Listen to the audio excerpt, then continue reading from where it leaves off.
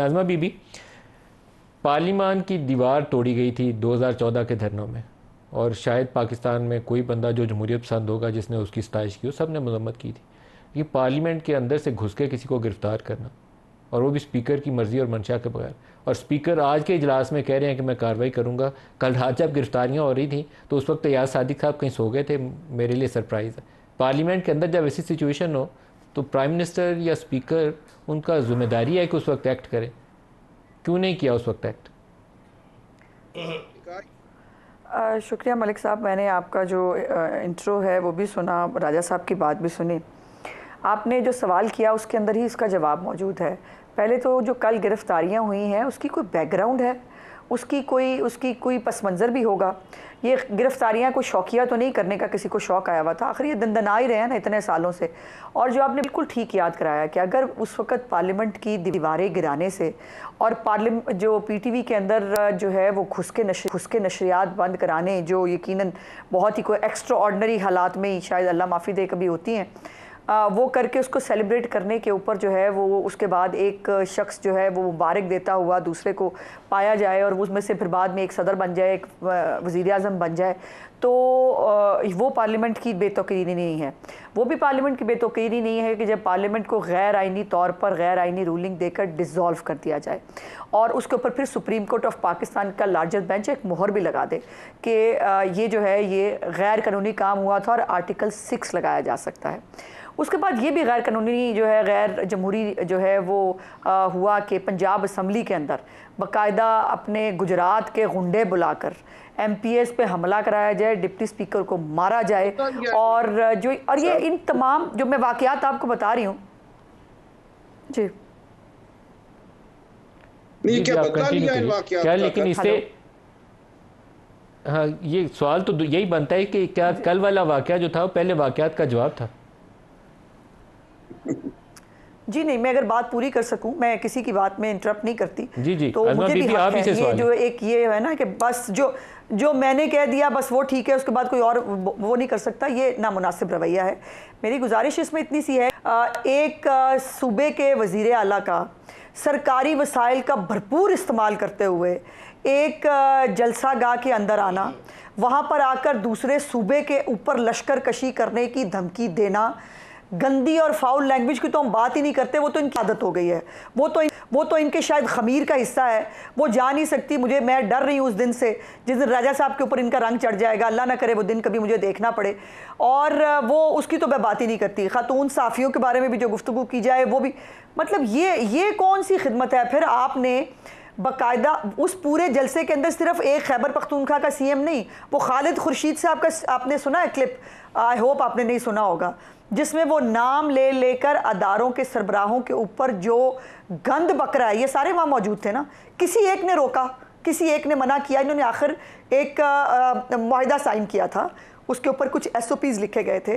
फिर पुलिस के ऊपर पथराव करना, फिर जो है वो जितनी भी गवर्नमेंट की मशीनरी है उसको जो है वो पाँव के नीचे रोंदने के जो है वो चीज़ें करना, ये कौन सी खिदमत हो रही थी जमहूरियत की भी, और ये रियासत पार्लियामेंट के अंदर से गिरफ्तारियां करना क्या दुरुस्त था आज़मा?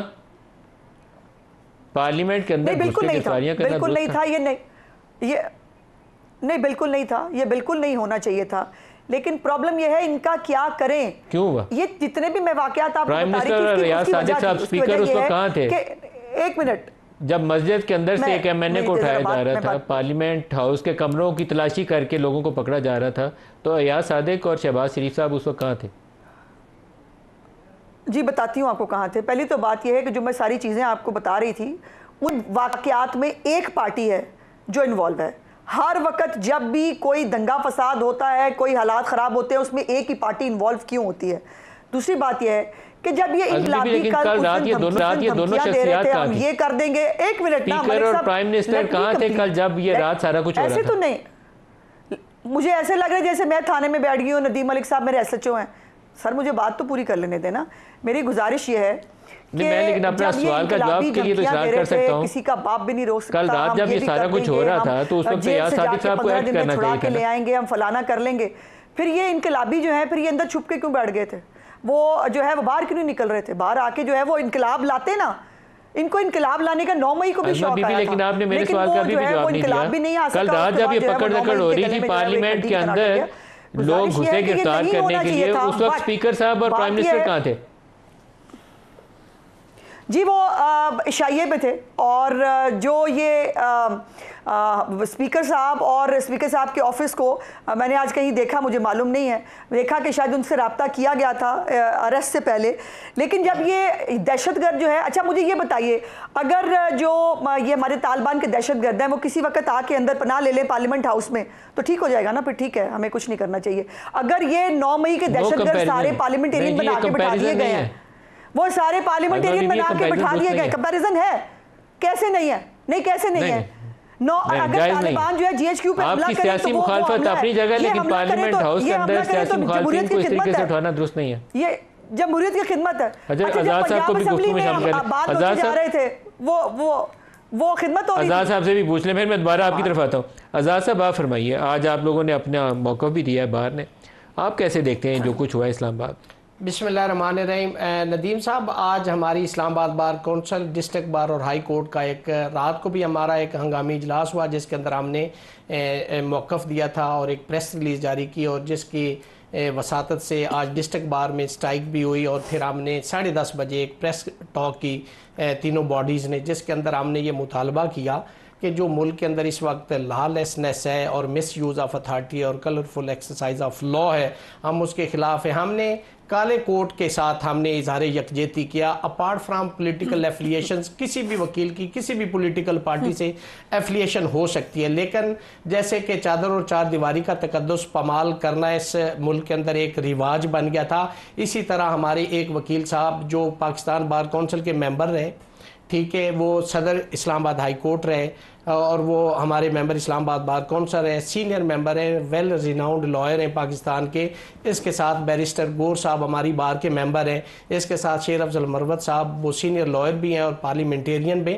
उनको जिस तरीके से ह्यूमिलिएट किया गया और उनको अरेस्ट किया गया है, और उन केसेस के अंदर आज मैंने वो रिमांड भी अपोज किया बतौर सदर, चूँकि हमारे काले कोर्ट का। जज साहब ने उनको 8 दिन का रिमांड कैसे दिया? क्या किया था उन्होंने? उनके पास कोई बम शम था क्या? देखिए उसके अंदर सेक्शन कितने लगे हुए हैं, उसके अंदर 780 भी लगा हुआ, यही तो पूछा ना, 795 भी लगा हुआ है। इस पे तो गुलाम हुसैन केस जो 2020 780 लगाया, देखिए उनके पास कोई बारूदी मवाद था क्या? वालों के उसके अंदर क्या है कि जी शुएब शहीन पे ये एलिगेशन था कि इनकी इमा पे कहा गया कि जी ये आप कंटेनर हटा दें और फलां। वो जलसे में मौजूद है, 6:30 बजे वकूआ हो रहा है, 7 बजे तक एनओसी का टाइम था। आज हमने यही बात किया कि जब पार्लियामेंट का सेशन हो रहा हो, पार्लियामेंट इन सेशन हो, असेंबली भी मौजूद है, स्पीकर साहब यहाँ इजलास चल रहा है अभी, क्या उसके अंदर पुलिस अंदर घुस सकती है पार्लियामेंट? बिल्कुल नहीं हो सकती। किसी भी पार्लियामेंटेरियन को अगर आपने अरेस्ट करना है तो इनका रूल जो 106 है, जो वहां पे रूल्स ऑफ बिजनेस है पार्लियामेंट के, without the permission of the speaker आप अरेस्ट नहीं कर सकते, आप एंटर भी नहीं हो सकते। क्या स्पीकर की परमिशन के बगैर पार्लियामेंट के प्रेमिसेस के अंदर कोई भी लॉ एनफोर्समेंट एजेंसी दाखिल हो सकती है? बिल्कुल नहीं हो सकती। कैसे दाखिल हुई? ये देखें, ये तो पार्लियामेंट की तौहीन है।